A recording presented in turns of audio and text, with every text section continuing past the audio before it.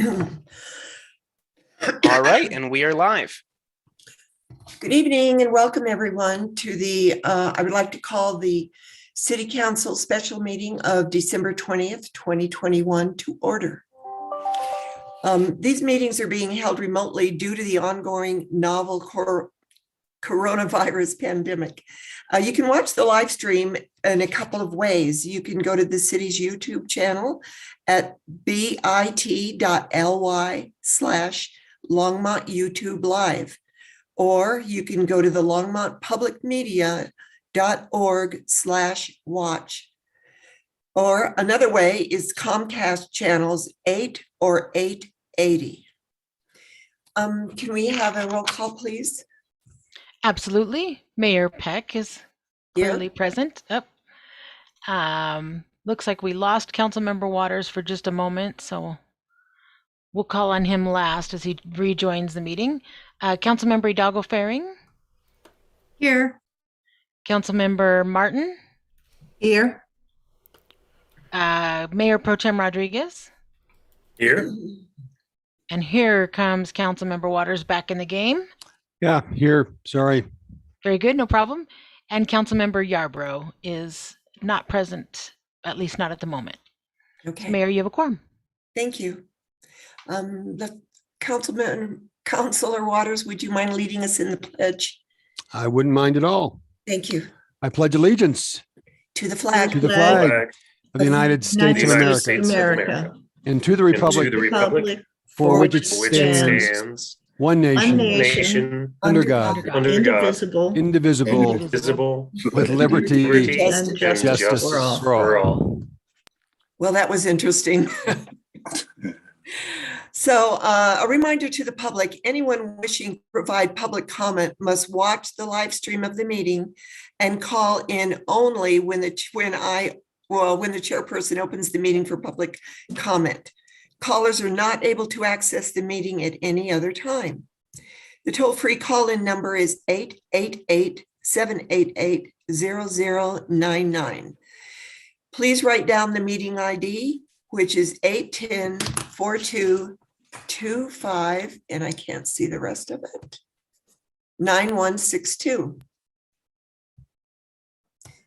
And once you're let out of the waiting room, you can press the pound key for your ID. We do not have any minutes to approve tonight, so that's good. Let's go on to staff. Do we have any agenda revisions or submissions of documents? We do not, Mayor. Thank you. Councilors, do you have any motions to direct the city manager to add agenda items to future agendas? Seeing no one, we'll move on then to the first call.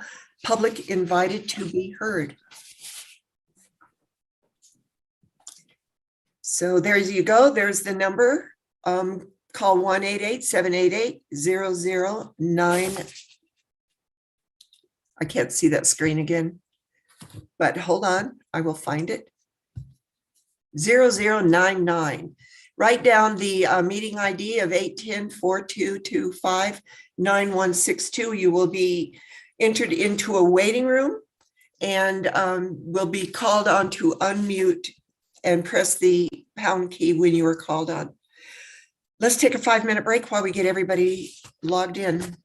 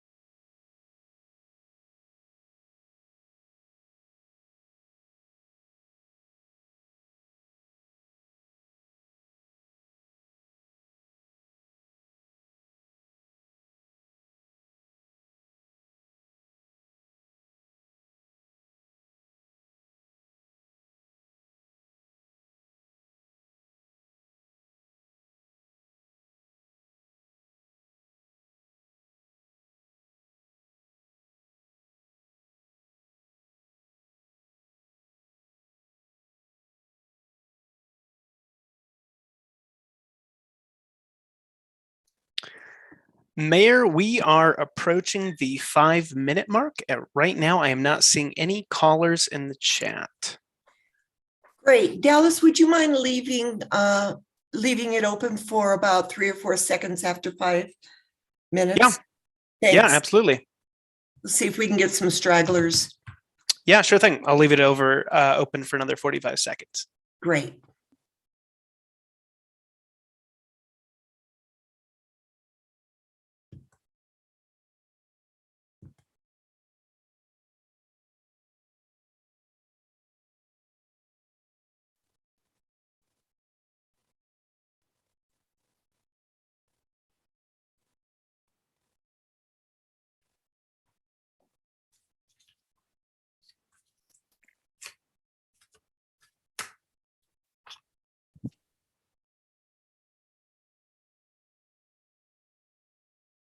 All right, we are approaching the 6-minute mark. Would you like me to shut it down now?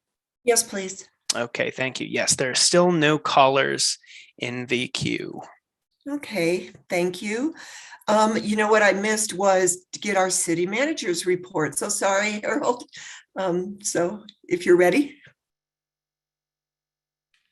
No worries, Mayor and Council. I wanted to thank you for joining. I wanted to thank you for allowing us to put these items on the council agenda for tonight. I know the Adams Dairy is something we've been working on for a while and really wanted to hit that timeline. And so I appreciate that. As you all know, actually, the impetus for this is also the LHA meeting to follow. So it really made, it was good timing for us to take care of these issues. And so anyway, I just wanted to thank you for allowing us to do that. Really let us finish the Adams Dairy purchase for open space. No problem. Whatever makes it easier on everybody. So thanks. We are now at our consent agenda. Dawn, would you mind reading the consent agenda? Absolutely, Mayor. And we do have, staff does have a presentation on this item, or these items for Adam Farm property. Great. 9A is Resolution 2021-142, a resolution of the Longmont City Council authorizing agreements between the city and Adam Farm Property LLC for the purchase of real property for open space purposes. And 9B is Resolution 2021-143, a resolution of the Longmont City Council approving an intergovernmental agreement between the City of Longmont and Boulder County for a conservation easement on Adam Dairy. So usually we ask if anybody wants to pull one of these items off the agenda, but if you wouldn't mind, maybe we should wait until after the presentations so that they might answer some of the questions that council has. So can we have a presentation? Which one do you want to do first? I believe it's a joint. Go ahead, David. You got it. You're fine. Yeah.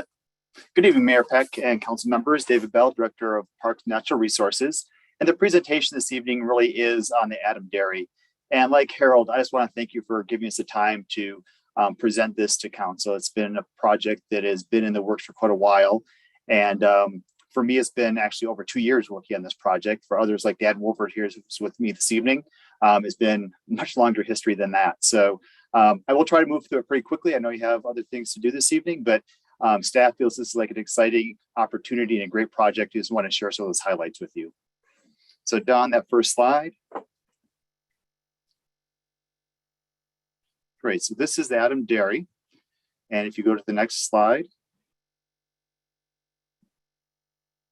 One more, I guess. That is not coming up what I sent in.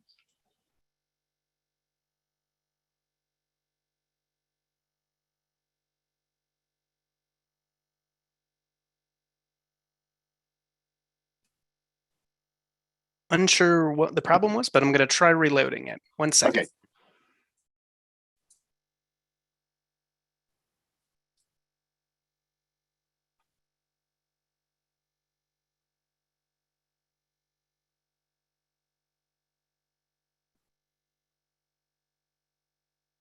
Is that coming through?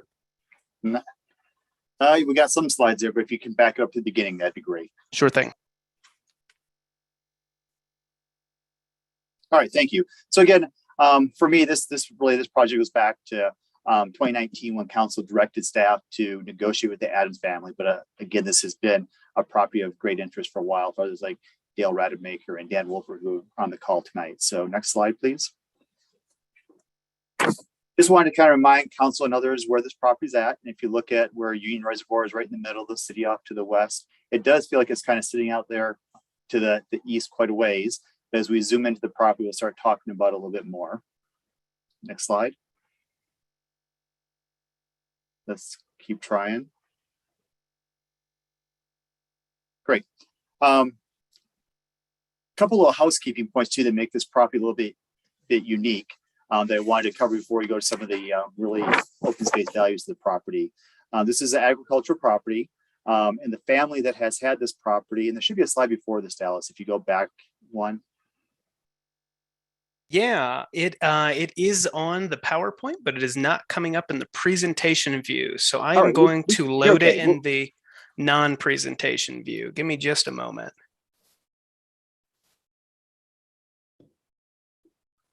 You know what, Dallas? Let me try it on my end. Yeah, go ahead. I've got the presentation. And do you have the most recent one, Harold? Make sure it's the right one. It's the one you sent me at 133. This was probably a little bit, yeah, it might have been 133. Might have been that one. I've got an additional slide, I think, Dallas.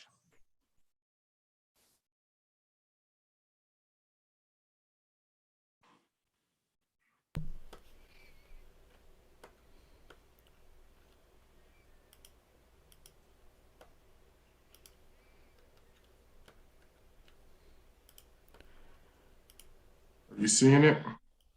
Yep, there we go. Can you just scroll real quick down, Harold, and see if it's got. Which one are you seeing, Dan? Okay. Yeah, I see it's Adam Dairy. That's fine. Let's just go ahead and I'll wing it if my other slide's not there. So we can go to the next slide.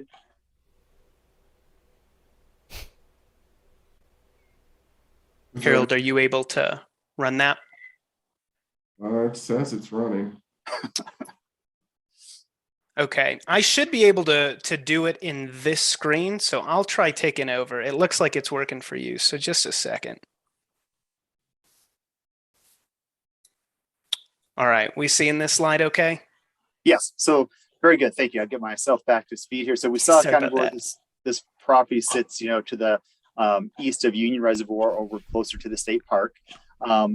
This is 139 acres, and the family does have a 2.15 acre lot that's currently on the property where one of the family members lives. The family has approached the city and said that they would like to continue living in that area for at least a while and have some ability to build some additional houses out there. So next slide, please. So they're asking to have 4 buildable lots. So really combining that one lot was there with 3 others. So the family has some ability to build houses up in that area. A couple of things with that.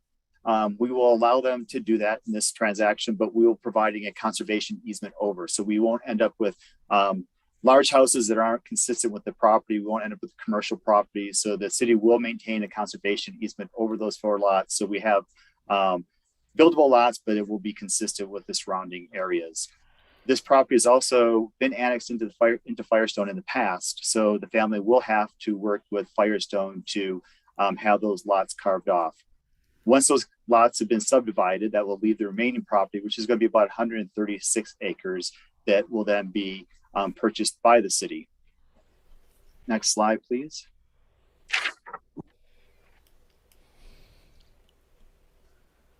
And once the city purchases that property, this is a piece that you'll be seeing tonight as well. When the city purchases that 136 acres, Boulder County will be acquiring a conservation easement over that property for $2 million. That'll be the next consent item on your agenda here tonight. So that will help preserve this property in perpetuity, which is direction council has given us in the past, that when we purchase open space properties, that we do go forward and try to get a conservation from another entity to make that an even stronger conservation for future generations. So this property, once we go ahead and purchase that, Boulder County has a conservation easement over it. We'll be preserving 3/4 mile of the St. Vrain Creek. And that's a significant piece of creek out by the state park that is adjacent to the Aren rookeries. When we preserve that riparian areas, we're also preserving wildlife corridors, wildlife habitat. protecting water quality and protecting our fisheries in that area as well. Next slide. So on top of the wildlife values and riparian areas, some of the other values that we typically look for in open space property are the preservation of prime agricultural lands. According to NRCS, this property fits those descriptions with the water it has with it and with the agricultural soils. This property has been in agriculture for a long time, and with the Adam family particularly, with their dairy, and it will be preserved with the Adam family coming back to us asking for a 10-year lease. So we'll not only maintain the property, we'll help maintain this local agricultural operation for at least 10 more years, and then we'll work with local agricultural tenants to continue that lease as we move into the future.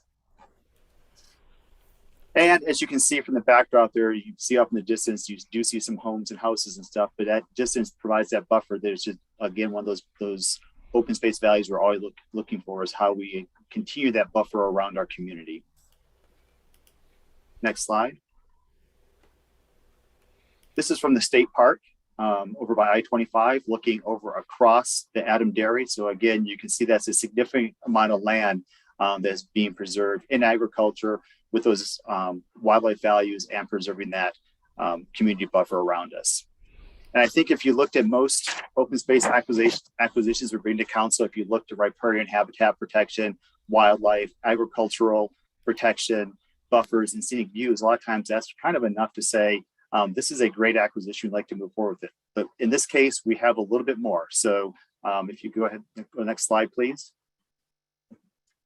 In 2003, a group started looking at the potential for a regional front range trail. And after some years of work, a group came together and published a document in 2007. Dan Wolfer was part of that process. And they started identifying ways that we could look at a trail that basically went from Wyoming to New Mexico, about 876 miles of trail. Next slide, please. In that document, it describes a piece of property that they consider to be a priority segment for that trail to actually function. And it's described as immediately northwest of the St. Vrain Park between the properties that were identified as U. And if you look where that property sits, next slide, in their document, it really sits where the Adam Dairy sits right now. So it becomes a significant keystone piece in a regional front range trail system that provides something, again, not only to our community, but to the whole front range. Next slide. But to our community, on top of that, if you start looking at this slide for a more regional piece here in our community, you see Union Reservoir up there to the upper left, and then down below is Sandstone Ranch, and that yellow trail is the phase 13, which will be tying up to St. Vrain State Park. So this property provides for an opportunity for people to go from the Union Reservoir property with future trail plannings out through the Adams Dairy to the state park, a loop through the state park, down to Sandstone Ranch, onto St. Vrain phase 13, which is basically in the design process right now. So it has some great opportunities for our community as well. Next slide. And this was one that really to kind of pull it back, we couldn't find a good map this evening, so I had to rely on my graphic artist, Dan Wolfert, who got out the Sharpies and markers and filled in just a poster board we had. You can kind of see those highlighted areas up above the pink, which is the state park. The striped one is the Adam Dairy. The one above it is the Newbie property. So you can start seeing how that buffer really starts wrapping around from Longmont out to Union Reservoir, out to the east, down around State Park, and then back to the west. And there's going to be some significant trail opportunities there that, and I don't have my mouse, I can kind of slide in through, but the other piece that was really nice in this will be the Spring Gulch Greenway that will come down from Union Reservoir to Sandstone Ranch too. So again, it's just some really nice trail opportunities that come out of this property as well. So next slide. So I do want to thank Boulder County, who has really done a great job working with us over this 2 years to try to provide these $2 million for the conservation easement. The Adam family, who has worked with us to try to make this deal happen. And then also Firestone, who this property sits in their jurisdiction, has been working with us. And the state park, who has been involved in conversations how we make this trail project go through. So that is really it for this project. And again, the other piece on consent will be that IGA, if you decide to go through with us taking this and signing this contract. Thank you, David. This is a beautiful piece of property. Are there any counselors that want to pull either of these items? If not, can I have a motion for the consent agenda? So moved. Second. Thank you. This has been moved by Counselor Martin and seconded by Counselor Waters. Let's have a vote. All those in favor? All those opposed? That passes unanimously. So we have the ordinance on second reading and public hearing on any matter. The first one is electronic participation in council meetings. This has to do with going virtual. So ordinance 2021-77, a bill for an ordinance amending chapter 2.12 of the Longmont Municipal Code to authorize city council meetings by electronic means of participation. So is there any public comment? Comment from counselors? Mayor, if you'd like, we can take a 5-minute break again, and I'll open public comment if you like, if that be okay. Yes, absolutely. Let's take a 5-minute break to have public comment on this. If you want to call in, do you want to put that slide up again? Thank you. If you want to call in and comment on this 2021-77 ordinance, call 1-888-788-0099. Write down the meeting ID of 810-4225-9162. And to participate, your ID is going to be press the pound sign on your phone. So we'll take a 5-minute break to see if anybody wants to call in on this ordinance. Please mute the live stream when you call. Thank you.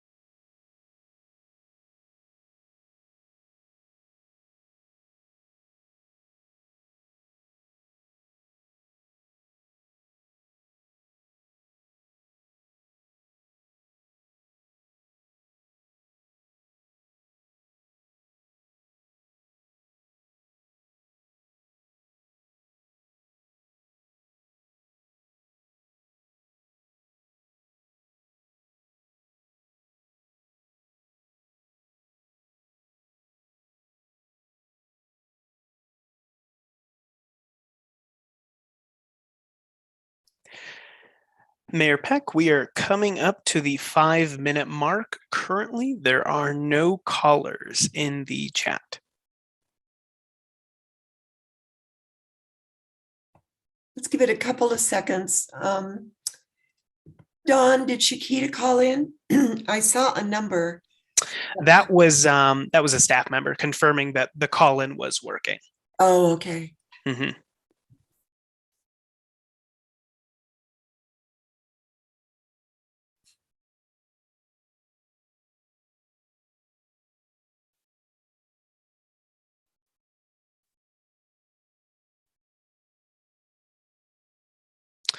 Okay, we're coming up to about 5 minutes and 30 seconds. Would you like me to drop the slide? Yes, please. Perfect.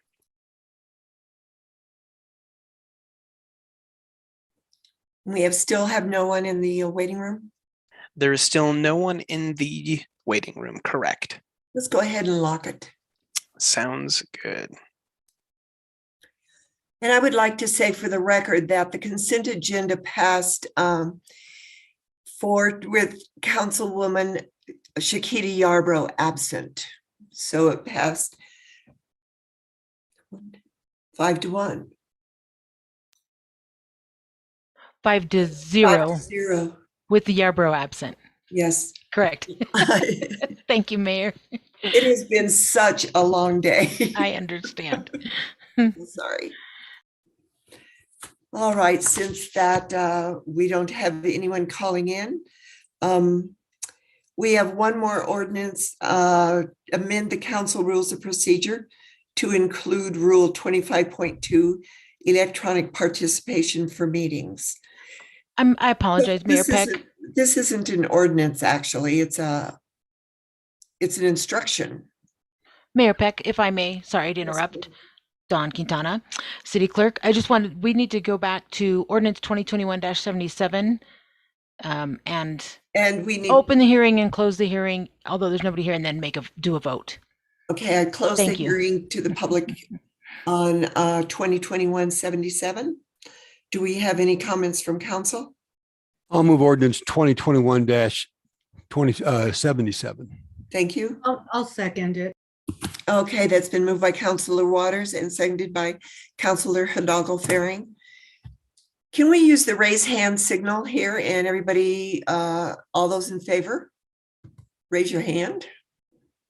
Great. All those opposed. That passes 5-0 with Councilor Yarbrough absent.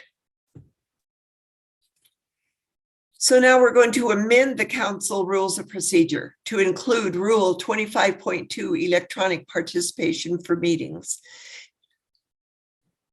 Do we need to open this for public comment again for 5 minutes? Mayor, I think you opened the call line for 5 minutes for both of those items. I thought so too. And we didn't get any calls, so I think you're okay. All right, do I have any council comments? All those in favor, or can I have a motion, please, to amend? So moved. Thank you. Second. All right, that was moved by Councilor Martin, seconded by Councilor Waters.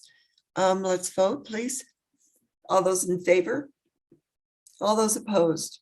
That passes 5-1 with Councilor Yarbrough absent. We don't have any items removed from the consent agenda.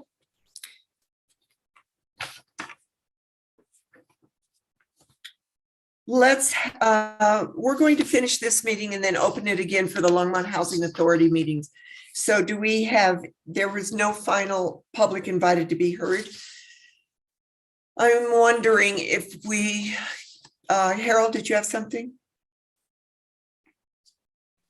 Yes, Mayor, Council, I do have have a question on city manager remarks. Okay. That would come after the public invited to be heard. And I guess my question was, do you think we should have another 5-minute break and open this up to public invited to be heard at the end of the meeting, since no one's called in before? Can we just do this for like 3 minutes? Yeah, let's do it for 3 minutes. So it's the final call, public invited to be heard. Dallas, can you put up the sign again? So once again, if you have any comments that you would like to the public, please call 888-788-0099. Enter the meeting ID of 810-4225-9162. Press the pound sign for your participant ID, but please mute the live stream when you call. We'll give you 3 minutes to call in. Thank you.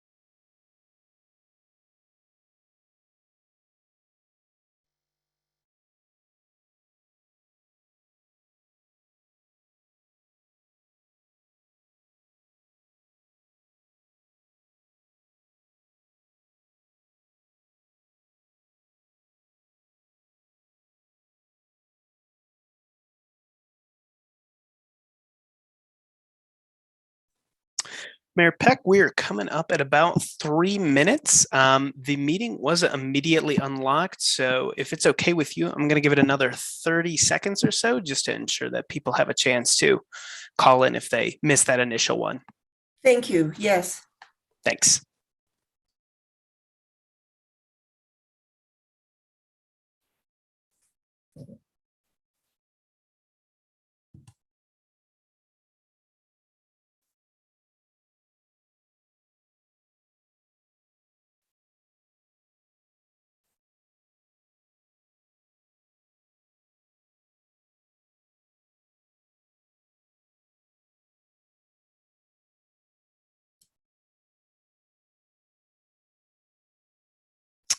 All right, we have reached the extra 30 seconds. There are still no callers in the chat. Would you like me to drop this line? Yes. Yes, please. And you can lock it. Sounds good. Thank you. So now we're at the mayor and council comments. Do we have any comments from the city council? Seeing none, I will go to the city manager comments and remarks. Yes, Mayor Council. I know tonight you voted on the 2 items related to virtual meetings based on the direction we have. I know Assistant City Manager Sandy Cedar has emailed the council about how you wanted to approach the open forum. I know we have heard some folks interested in potentially doing something at the museum to where council could socially distance, unmasked, but then the audience wear a mask. And so we just, that is coming up in January and we need to advertise for that. And we wanted to get some feedback from council in terms of how you all wanted to proceed with that. Councilor Martin.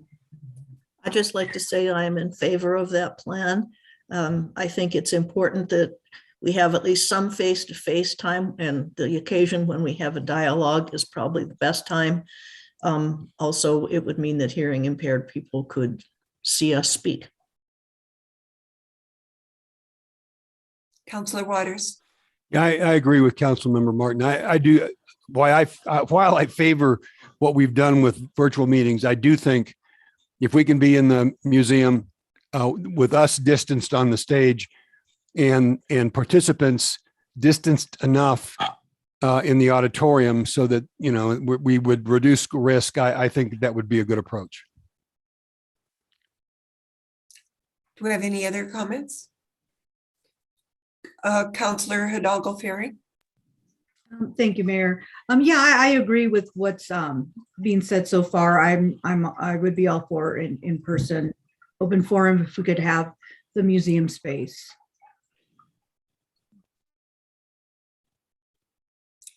I agree with that also. I think it's really important for us to see the public and that they interact with us on a one-on-one, especially since it's really difficult for them to call in, it seems like at times.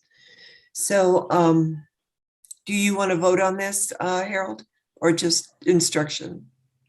Right now, I mean, I haven't seen anything from Council Member Rodriguez, but I think if you all are there, I mean, I've got 4 right now, so I can do it as consensus, but it's up to you if you want to take a vote. You're good. Okay. So we have 5, so I think we're good. Is that okay with all the other counselors that we do this, the consensus? Okay. Good. We'll work that. Thank you. You're welcome. So, City Attorney, Eugene, do you have any remarks? No remarks, Mayor. Thank you. Can I have a motion to adjourn this meeting? So moved. Thank you. I'll second that. This has been moved by Councillor Waters and seconded by myself that we adjourn. But we are now going to reconvene at the conclusion of this meeting as the Longmont Housing Authority Board of Commissioners. So I would like to call that meeting to order. We are now going to open the meeting for the Longmont Housing Authority. Councillor Rodriguez.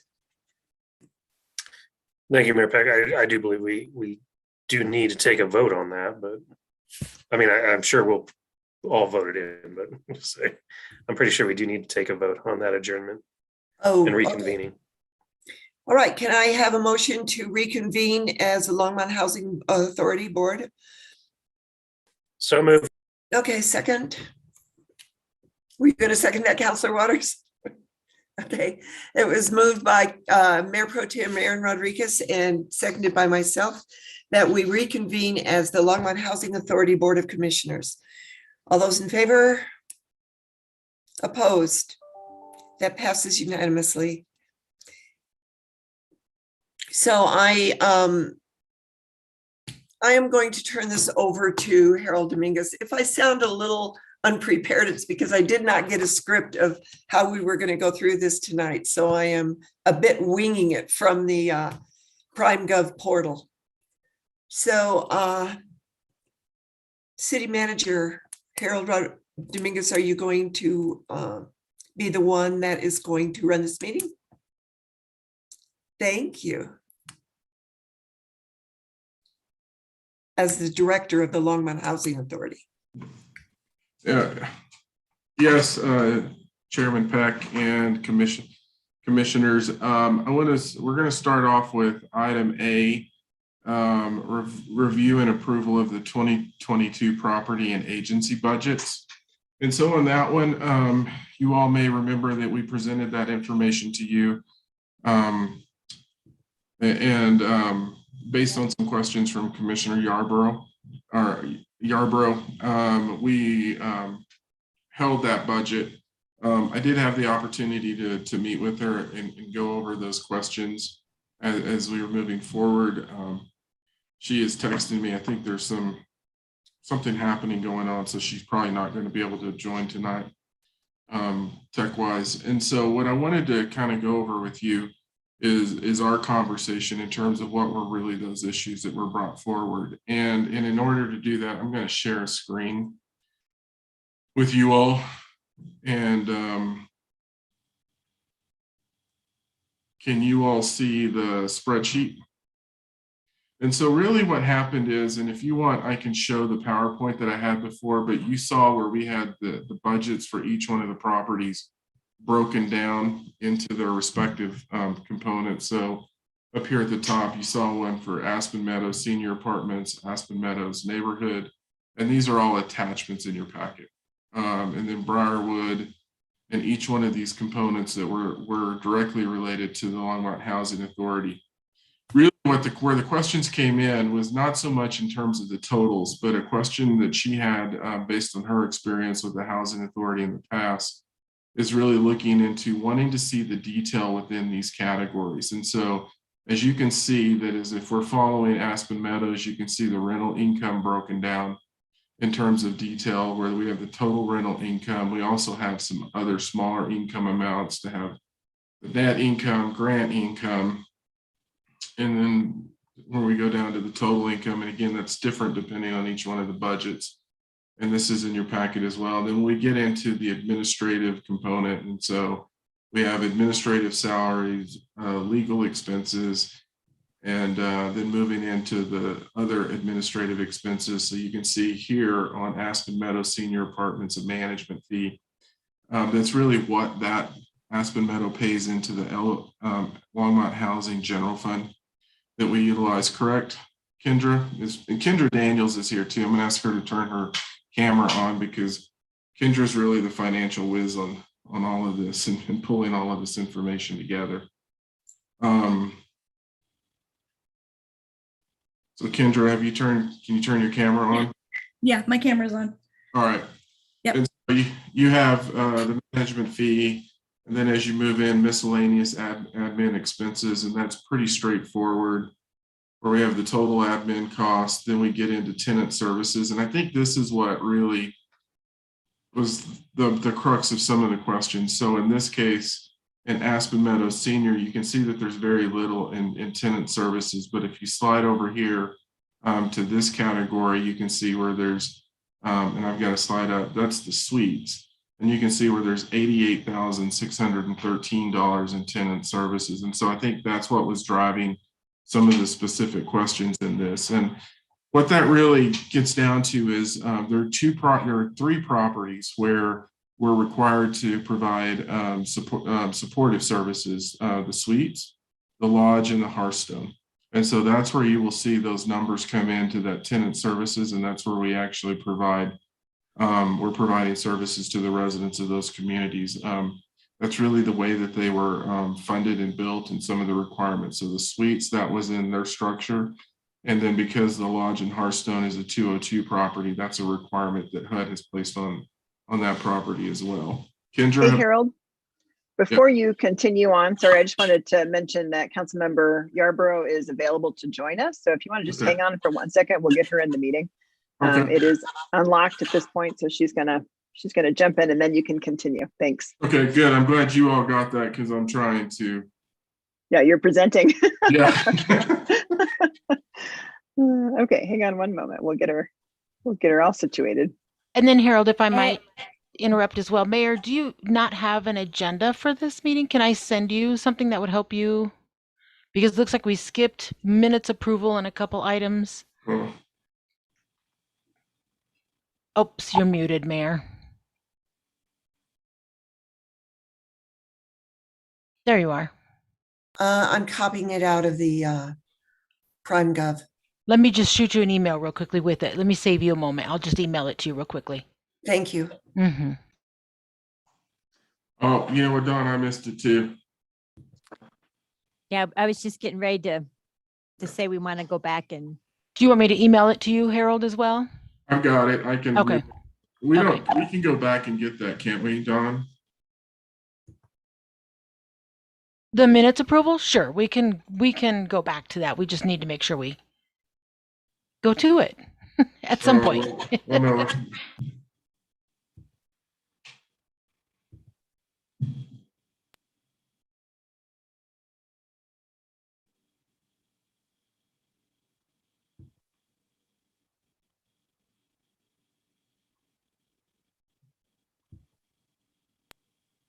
You know what, let's just go to it, Don, because then we got to go to public and got to be heard.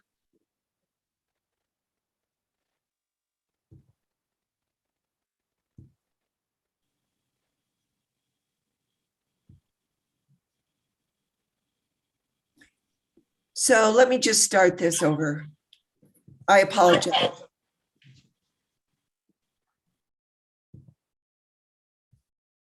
So starting from the beginning, we're going to call the LHA Board of Commissioners meeting 12/20/21 to order. Do we have a roll call? Dawn? I can absolutely do a roll call for you, Mayor. Do we have Shiquita in the meeting yet? Not yet. Not yet, and I haven't Okay. received a response yet. Okay, then I will do roll call of who is present. We have Chairperson Peck, Yes, here. and we have Board of Commissioners Martin, Here. Hidalgo-Fahring, Here. Waters, Here. Rodriguez, Here. and Commissioner Yarbrough may join us shortly, Mayor. Thank you. Do we have any agenda revisions and submissions of documents for this meeting? I would look to Karen for that, but not that I'm aware of. I don't believe we do. Okay, I would like a motion for the approval of the November 16th, 2021 minutes. So moved. Do I have a second? I'll second that. So the minutes have been moved by Commissioner Waters, and moved by myself. All those in favor, raise your hand.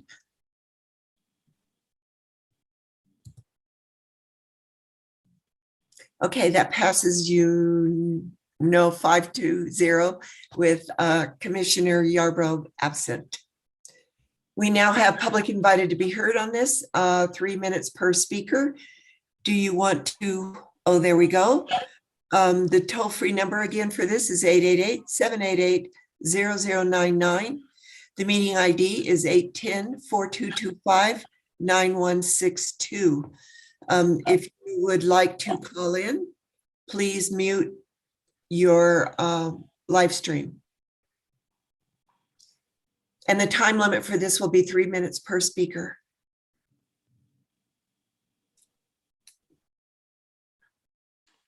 Chairman Peck, would you like us to leave this open for 3 or 5 minutes? I think 3 minutes.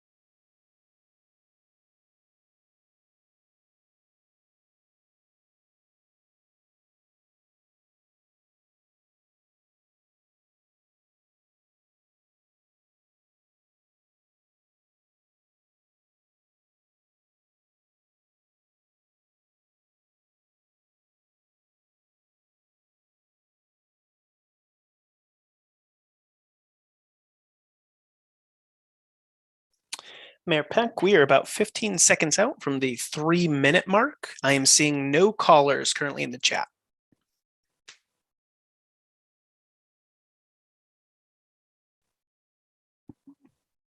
Well, let's leave it open for a couple more seconds since we didn't have the 5-minute call-in time. Give them a couple more minutes or a couple more seconds. Sure thing.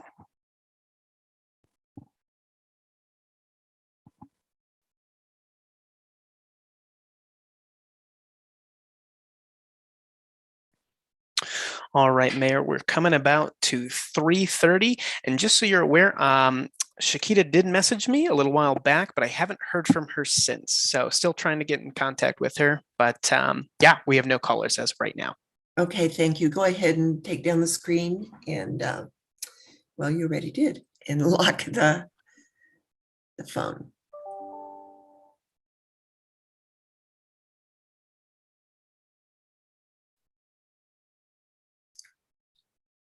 Okay, we are done. We have absolutely no callers calling in with the public invited to be heard. So we are on the old and new business. Executive Director, are you still wanting to do the review and approval of the 2022 property and agency budgets? Is that what you are on now? Yes. Okay, so let's continue with that. Mayor, I did see a hand raised from one of your fellow commissioners. Oh, you did. No, I can't get into that. Well, let me just, There you are. Madam Chairwoman, may I just move approval of the 2022 budget, and then maybe if there are questions, people could ask Harold. He went through a pretty elaborate presentation when we saw this on November 30th, and questions have been answered. If we could just maybe get it on the table for consideration. So I'll move approval of the budget. Okay, thank you. Do I have a second? Okay, Councilor Waters moved that and seconded by Councilor Martin. I'm sorry, commissioners. Right, all those in favor? All those opposed? That passed 5-0 with Commissioner Yarbrough absent. So I am scrolling between screens here to get to the, now we have the resolution LHA 2021-10, a resolution adopting the 2022 payment standards for housing choice voucher program. And Chairperson Peck, Molly Yes. O'Donnell is going to talk about this item. Okay, Molly? thank you, Molly. Thank you, Chairman. So Chair Peck and Commissioners, thank you for having us here tonight. Hey, So I'm gonna Molly, sorry to interrupt you. Yeah. I'm getting some feedback on Oh, your no. mic right now. Unsure if it came from moving or something like that, but it's a lot of static when you're speaking. Let's see. Is that better by chance? No, unfortunately not. I don't know did you change anything in your audio settings or anything? No, of course not. Should I leave and come back in real quick, or what would you suggest? Let's. Are you, Molly, I I'll- talked to the VPN. Are you logged into the network?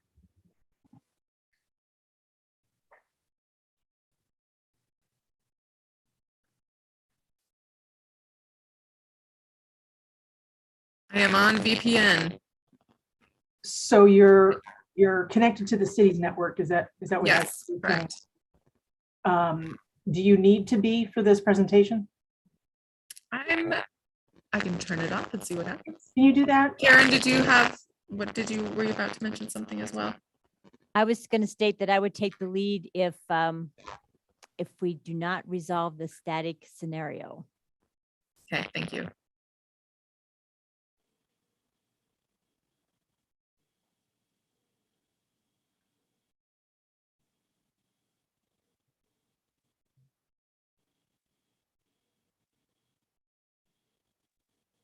Yeah, I've disconnected from VPN. Has that helped?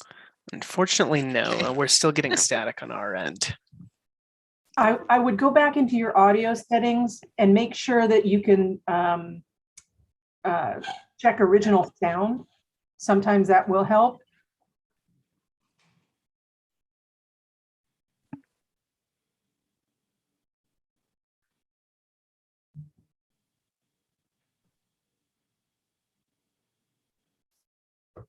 Chairwoman Peck.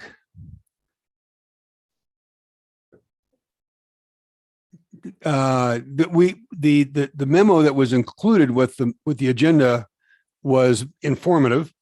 I'm wondering if we could just get this on the in the queue for action, and then if people have questions, they could ask Molly. Or do we really need a presentation? I don't know. Do we need a presentation, Karen? So why don't I just go ahead and take it, and I'll just take it. So the thank you, Chairwoman Peck and Commissioners. So this particular item is what we are asking is for the Board of Commissioners to adopt the payment standards for 2022. And this is basically establishing what the fair market rent will be. So what HUD does, as Commissioner Waters talked about, we have the information in the memo. HUD does publish a fair market rent. They did that back in October of 2021. And the various housing authorities have the opportunity to adopt those fair market rent standards anywhere within 10% on either side of the 100% fair market rent. So the Longmont Housing Authority had not updated its fair market rents for a couple of years, and what we are doing is that we are recommending that the commissioners adopt the 2022 fair market rent for at 100% of what HUD has recommended for this particular area. So I will leave it at that and see if there are any questions that the commissioners might have. And if not, then we would entertain a motion to adopt LHA Resolution 2021-10. Okay. Do I have any questions from the commissioners? Seeing none, can I have a motion to adopt the 2022 payment standards for housing choice vouchers? I move to adopt the 2022 payment standards for housing choice vouchers. Thank you. Is there a second? I'll second. Okay, it's been moved by Commissioner Martin, seconded by Commissioner Hidalgo-Fahring. Let's vote. All those in favor? All those opposed? That passes 5-1 with Commissioner Yarbrough absent. Our next one is the resolution adopting, well, this is LHA 2021-11, a resolution adopting the 2022 utility allowance for housing choice voucher program. Do we have a presentation on this? So Commissioner Peck, Karen Roney again, and so we have the information in the commissioner's packet. This is again the action that we are asking the commissioners to take. The Longmont Housing Authority has not increased its utility allowance since 2018. And every year we are to evaluate and look at the utility costs for the participants in our housing choice voucher program. And if there is an overall rate change of 10%, then we need to come back and seek permission from the board to modify that. So what we have in front of you is a proposed utility allowance for 2022. We as staff started to complete this assessment for the city of Longmont. When we were doing that, we also discovered that the Boulder County Housing Authority was also conducting a utility assessment for its voucher holders in Longmont. So we worked with Boulder County, and what we are recommending is that the Housing Authority commissioners basically that we adopt the utility allowance schedule that Boulder County prepared for 2022. That information is basically also in the commissioner's packet. And I will end my presentation at that point in time to see if commissioners have any questions. It's pretty straightforward, but we would be glad to answer questions if the commissioners have any. Do we have any questions? Director Dominguez. Yeah, commissioners, one of the things I wanted to say about the previous item and this item, it really is about assisting the individuals that are the voucher holders. And when we talk about raising it from 90% to 100% in the fair market rent and also doing this, what it really says is they have more funds available through the housing choice voucher to rent units. I had one question related to the budget that said, are there cases where people have to come in and maybe have to augment it? One of the first steps that we do is we actually is the shift to 90 to 100 and then addressing these utilities so we can provide those funds to individuals that need that assistance. And so I just wanted to point that out because these two items together directly go to assist, directly impact assisting individuals. Thank you for that clarification. Excuse me. Do we have a motion to move resolution LHA 2021-11? I'll move LHA resolution 2021-11. Thank you. Do I have a second? Second. It's been moved by Commissioner Waters, seconded by Commissioner Martin. All those in favor, raise your hand. All those opposed. That passes 5-0 with Commissioner Yarbrough absent. So our last resolution, LHA 2021-12, write-off of bad debt for properties and or voucher residents. So Chairperson Peck, I believe that Kendra Daniels is going to provide a brief presentation about this particular item. Okay. Yeah, so what we found out when we came on board with the LHA is that a lot of these properties have a lot of past residents that have AR balances. As we started to research, we also realized that we weren't really practicing our bad debt policy, which basically said we would turn them over to collections after a period of time. Since that wasn't followed, we also found as we started researching current residents that due diligence wasn't done. So if they were missing a payment back in 2018, nobody was ever told that they were missing a payment. So now we're trying to collect for payments that were missed back in 2018, which they may have been receipted. They could have been receipted wrong in the system. So what we wanted to do, because the community managers are kind of having a struggle with trying to figure out their delinquency reports. And so to start with the past residents, we want to write off those bad debts, some of which, especially with the suites, have costs incurred that are related to damages to the units. Since we never sent them to collections, we don't really think that doing it now is probably going to be very good on our part. So we have the 3 properties that the LHA owns on this, and Harold will also be writing off LHDCs as well for their properties. So does anybody have any questions or want additional details? Happy to provide.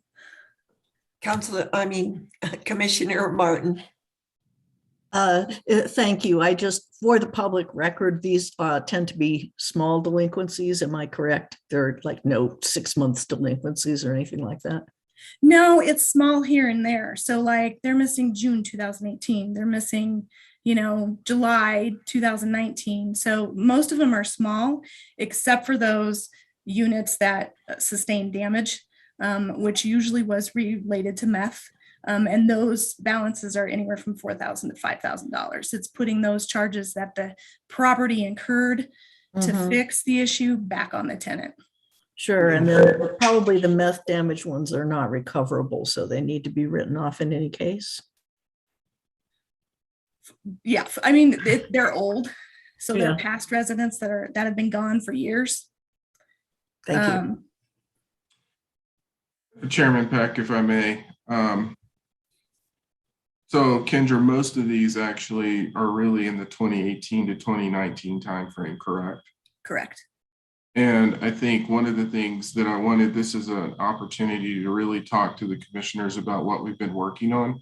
So when you look at the audits and when you saw several audit years of lack of internal controls and those concepts, that's why we were really working so hard on this financially, is to ensure that this isn't a continuation. I mean, this is even before the city took over. You know, this is going back in time. And so what we're really trying to do is those internal controls is really focus on it. And, you know, it was at a time where it is, you know, I think Kendra, as she's been working through this, extremely difficult, if not impossible at times, to actually figure out what happened. And so that's why we're making this recommendation to you today. Do we have any other comments? Commissioner Waters. The explanation is helpful. We've talked about this in the past. It would be just as Councilmember Martin was asking about, kind of the size or scope of these the debts or payments that are in arrear. Going forward, is our intent that rather than get in this situation again, we would be on top of this, right? We're not signaling to residents, figure out how to not pay your rent this month, so it gets waived 2 months from now, or 6 months from now, or a year from now, that it gets forgiven. Is that a fair assumption? Yes. So we updated our bad debt policy, and we actually have a meeting come January to sit down with the process for all of our community managers, along with the accounting staff, to make sure that we are, one, following the bad debt policy and getting things turned over to collections in the appropriate period that's allowed. So we may have some more write-offs because we're still working through all of the current tenants who still have past due balances that are back in 2018, 2019, and we're trying to it takes almost 2 hours to go through somebody's ledger that's been here that long. But we're going through those, and even the community managers are assisting us because they have the records and the check copies and stuff like that to help determine if a payment was made and if we have to find out if it was posted incorrectly in the system and find it. So we could have some additional from the current residents there, but no, our path going forward for the future is to make sure that we get on top of it. I appreciate your diligence. Thanks. Do we have any other comments? Can I have a motion then to pass 2021-12? So moved. Thank you. Second. Thank you. It's been moved by Commissioner Martin, seconded by Commissioner Waters. Let's vote. All those in favor? All those opposed? That passes 5-1 with Commissioner Yarbrough absent. So we're at the interim executive director's report. Chairman Peck, I almost said Mayor Peck.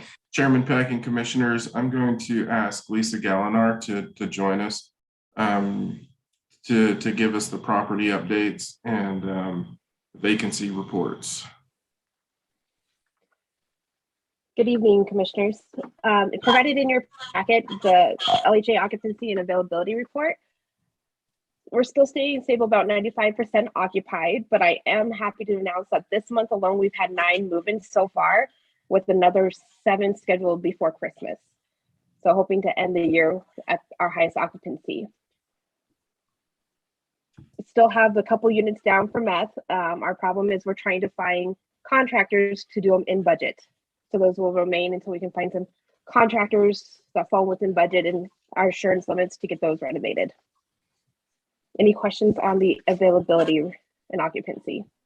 So I would like to jump in. That was one of the questions on the budget by Commissioner Martin in terms of how do we set the vacancy rate. And so when Kendra and I looked at the budget, we basically look at it over time and determine what do we think is a realistic vacancy rate? Work with Lisa on that in terms of how fast they can get the turns done.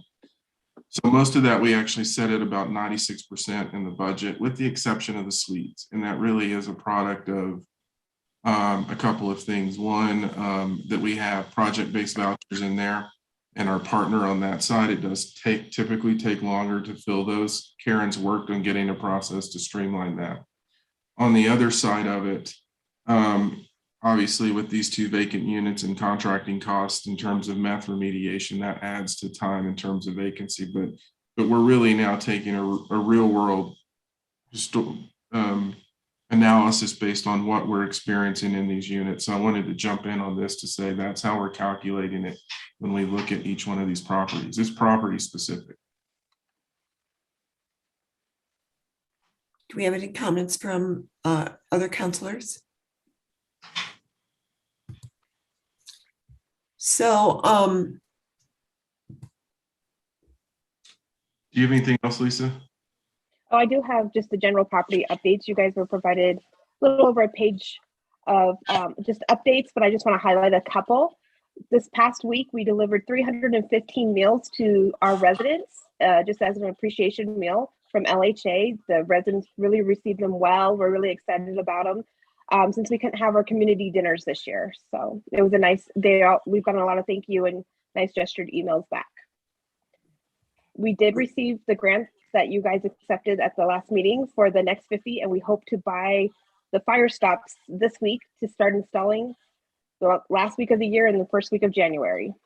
Good. Those are important. They are. Yeah, really important. So then we also. Okay, go ahead. I'm sorry to interrupt.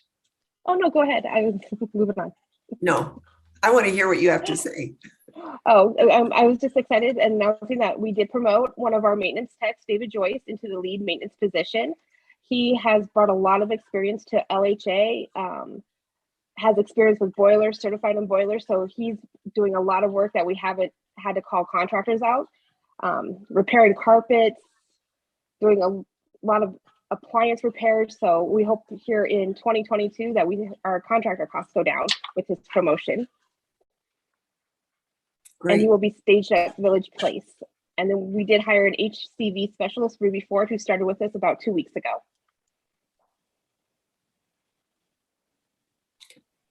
Any comments? Are you up to date then on all the employees you need to run these? No? No. I think some of the challenges, I mean, and this is really something I talk to you all as city council members about, but really it's just the challenge of hiring employees. And so right now, our maintenance staff, it's tough to hire positions there.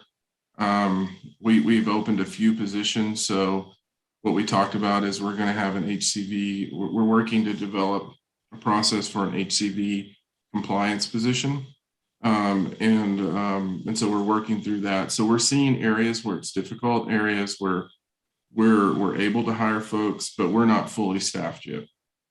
Okay. Okay. I do see on the agenda that we have an update on LHDC. Yep. Commissioners, that's actually me. And as you all may recall, when you all became commissioners on the board, and even prior to that, when the city became involved with LHA, we did talk about how we were going to proceed with LHDC and whether they were going to continue operating in that capacity. As the, I guess, executive director of the LHDC as well, we had a meeting with them and they voted to ask us to begin the process of incorporating LHDC into the Longmont Housing Authority. And so what we just wanted to say to you all is we are going to start that work now.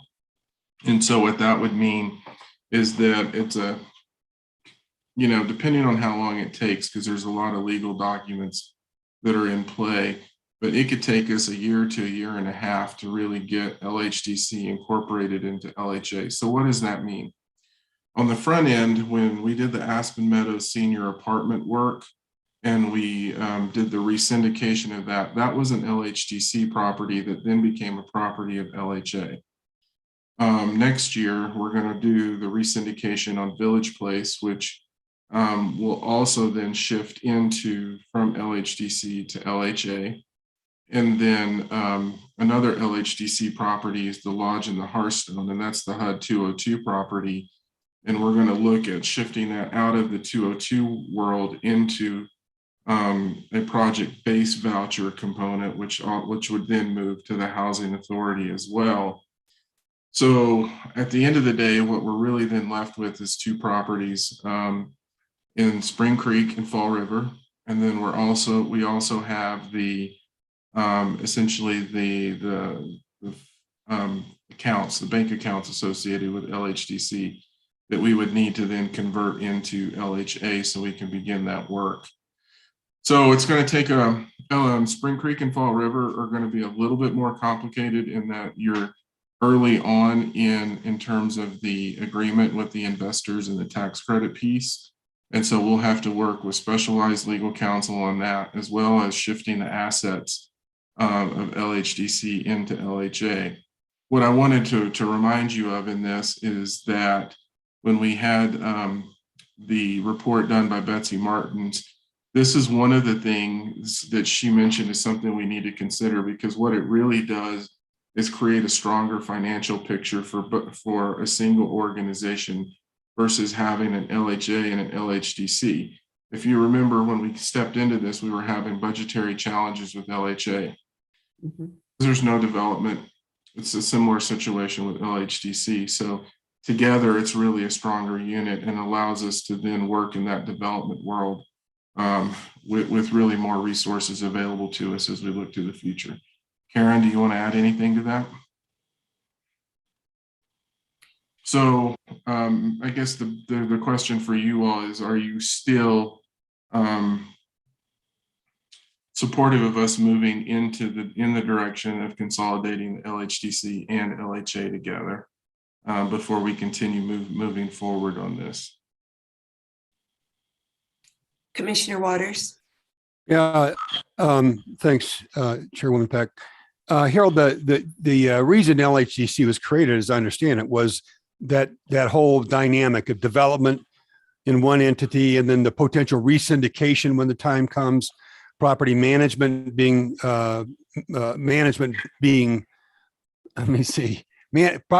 of property being handled by LHA, looking for the right way to phrase it. So when you lose LHDC, or does LHDC become a subsidiary of LHA? Or, I mean, how do you do you couldn't do a resyndication that way. We would be in a position where LHA does all the development, all the property management.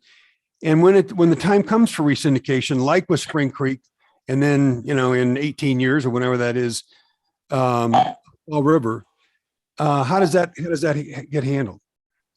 You just handle it internally. If I may want to go back a little bit. So I've even learned a history to this. And so at one point, LHA was primarily a provider of vouchers.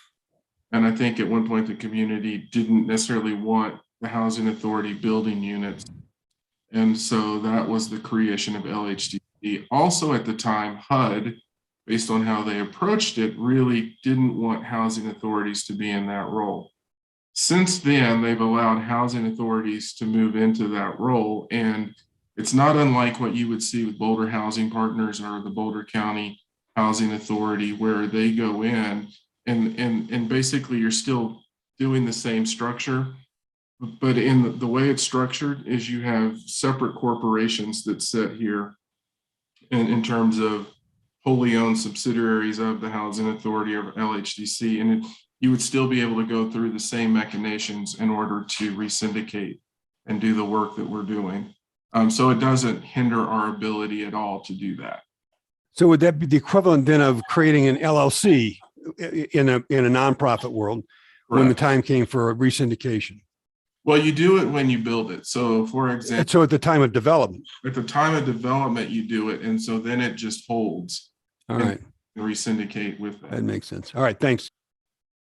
So I have a question that's probably you just answered, but LHDC, when you get a property and it is ready to go, does LHDC then Are they the entity that goes out to get bids for that property?